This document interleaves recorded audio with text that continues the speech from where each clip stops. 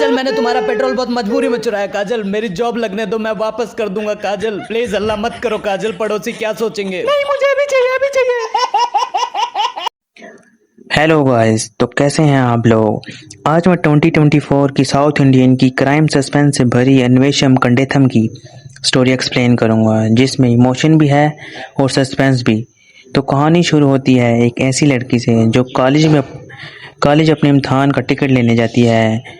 वो जाती तो है लेकिन रात वापस नहीं आती। उस लड़की के घर से वाले समझते हैं कि वो शायद अपने दोस्त के घर इम्तहान की तैयारी करने गई होगी, लेकिन क्योंकि वो पहले भी ऐसा करती रहती थी।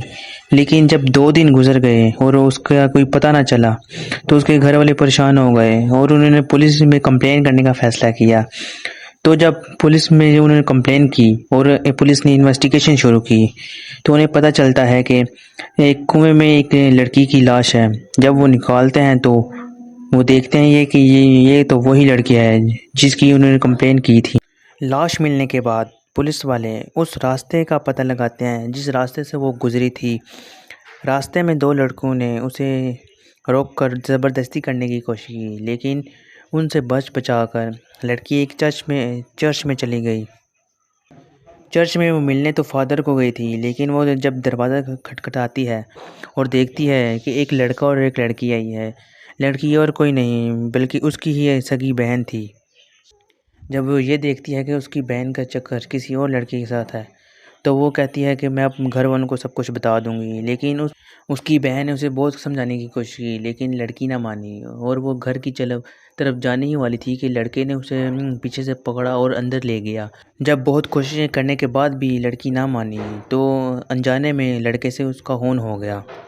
खून तो अनजाने में हुआ था, लेकिन उन्होंने इस खून को छुपाने के लिए उस लड़की को एक बोरी में डाल दिया और तमाम सबूत मिटाकर लड़की की लाश को कुएं में फेंक दिया।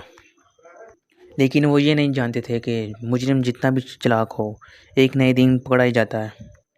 जब पुलिस वाले इन्वेस्टिगेशन करते हैं तो उन्हें पता चलता है कि लड़की चर्च में भी गई थी, लेकिन चर्च में गांव वालों ने पुलिस वालों को घुसने न दिया क्योंकि वो फादर की बहुत इज़्ज़त करते थे और वो नहीं चाहते थे कि पुलिस वाले अंदर घुसकर उनसे कोई सवाल जवाब करें। वहीं पर कुछ दूसरे सीनियर्स ऑफिसर ने इस केस को क्लोज़ करने के लिए 2 ऐसे लोगों को चुना जो कि बेगुनाह थे, लेकिन अश्विन को ये गवारा नहीं था।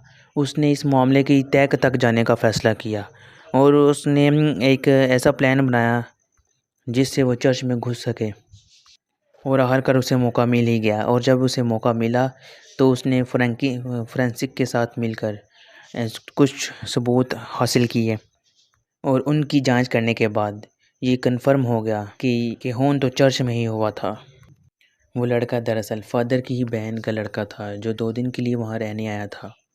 जब पुलिस वालों को शक हुआ तो उन्होंने उसे गिरफ़्तार किया और कुछ इन्वेस्टिगेशन की तो उन्हें पता चला कि असल में खूनी यही था। और जब वो आखिरी फ़ैसले के लिए उसे अदालत लेकर जा रहे थे तो रास्ते में ही उसने उनसे मारपीट करके खुद को छुड़वाया और भाग गया और रास्ते में ट्रेन के आगे आकर खुदकुशी कर ली। तो दोस्तों, अगर आपको ये कहानी अच्छी लगी तो मेरे चैनल को सब्सक्राइब करें और पार्ट 2 के लिए कमेंट करें।